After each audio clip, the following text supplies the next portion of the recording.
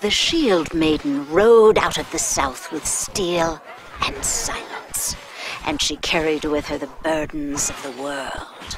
Fiona's unassuming sword and shield belied the brutal warrior within. Her approach was measured, her defense precise, her attacks lethal. Her enemies quickly learned that a short blade could cast a broad shadow, a lesson none would get to share. It was a rare mind they faced. Her ability to read the battlefield, to counter and riposte, won her victory after victory against the deadliest creatures in the land. Indeed, it seemed none were able to penetrate her defenses.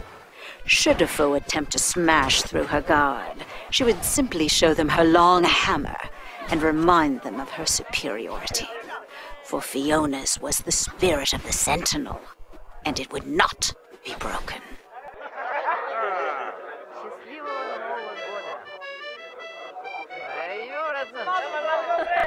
The man of impossible size appeared from the uncharted lands, and his was a wrath to behold. Karok trampled his foes, crushing them to paste with a ponderous pillar he tossed about like a twig. Even when his tool was gone, his savagery was not. Big and small alike, they were like dolls to him, and he was not one for play. He was a juggernaut of destruction. He pummeled and he bashed, his fists working like great hammers pounding at the anvil. Karok's strength never failed, for no beast could match it.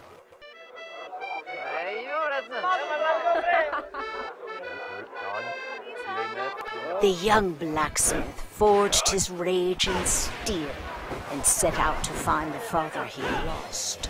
Hurk cleaved through all who stood in his way with a great sword made to terrify enemies, butcher them like cattle. He took to violence as a swan takes to water, and his enemies had no recourse but to die. Though his anger made him reckless, there was a method to his aggression. Many great beasts would try to fell him, only to find themselves falling to pieces.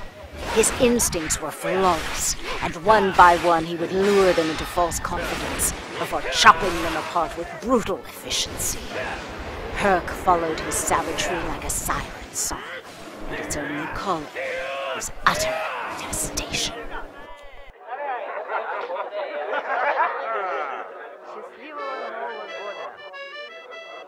The Silver Witch appeared in a flash of lightning.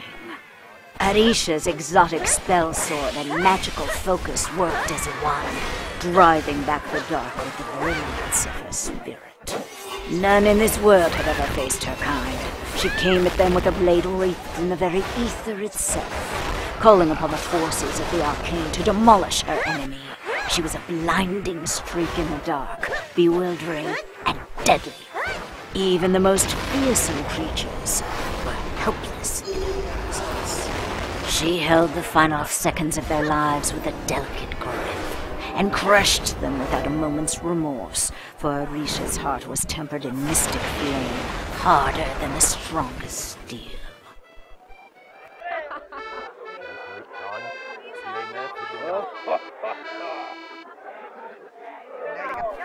War came to the east, and the princess was forced to flee her kingdom. Lynn sliced a path to these lands with her battle glaive, dancing among her foes as the Reaper of Death, punishing their missteps with graceful efficiency. She was swift, precise, hard to catch, trained to strike and disappear.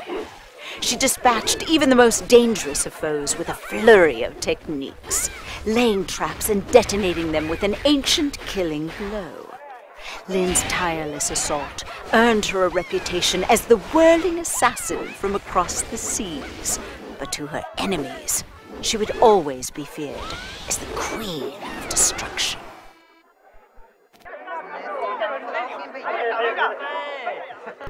The sword dancer blew into town like a fragrant ocean breeze, searching for clues to her forgotten past.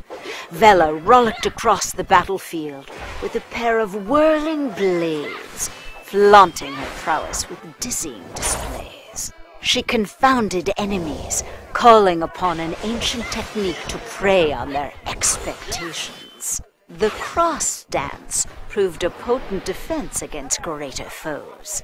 She would coil and strike with the sinewy grace of a viper, turning their attacks against them, reveling in their fall. Lesser hordes fell in droves, as few could predict the direction the hurricane of blades would take, and none could stop it once it had begun. She cut, hacked, and sliced her way through the small and the large, the weak and the strong, stopping only to punctuate their last moments with one final coup de grace. She was a siren of blood, using every available advantage to score a symphony of pain. She even went so far as to craft a pair of swirling chain blades to tear apart her foes. Vella's great performance had begun, and the world would tremble. The orphan came from the northwest, a slave, and bought his freedom with iron and blood. Lann's dual swords and spears left a crimson trail on his journey across the lands. His strikes seemed fueled by the gods themselves, flying with endless endurance, purchasing his life with every open gullet. Foes found him impossible to pin down, often stunned by the very blows they would try to deflect. It was as if his frenzy could not be put on hold. Even in the most dire moments, he would rise from the ashes to hack his enemies to pieces. Lann's overwhelming speed and ferocity have crushed many, and many more will fall before he is done.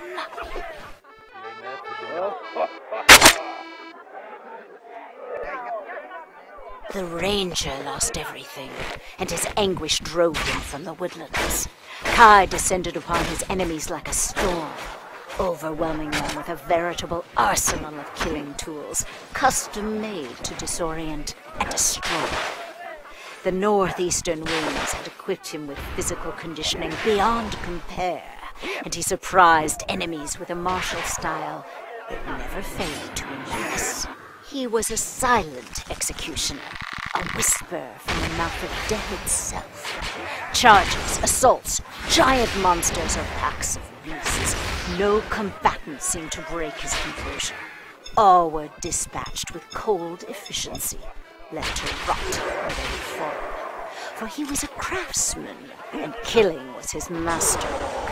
Every foe was simply a puzzle waiting for the right tool, and every tool held a lethal surprise. And when the day came that his tools were not enough, he presented the world with his most devastating invention. His crossgun showered the land in blood, tearing life away with explosive precision. But no amount of bloodshed could quell Kai's roiling heart or ease his pain.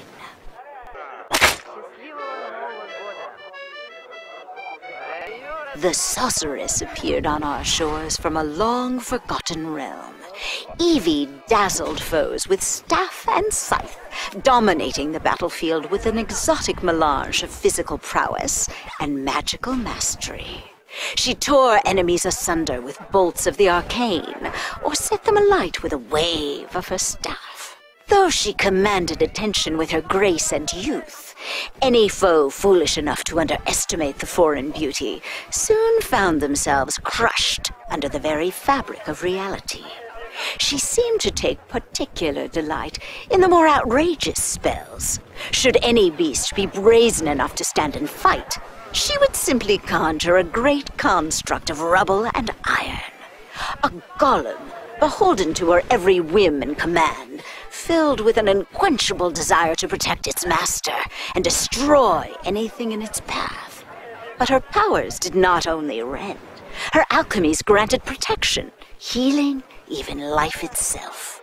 Evie's light shone bright, and the darkness shrank away.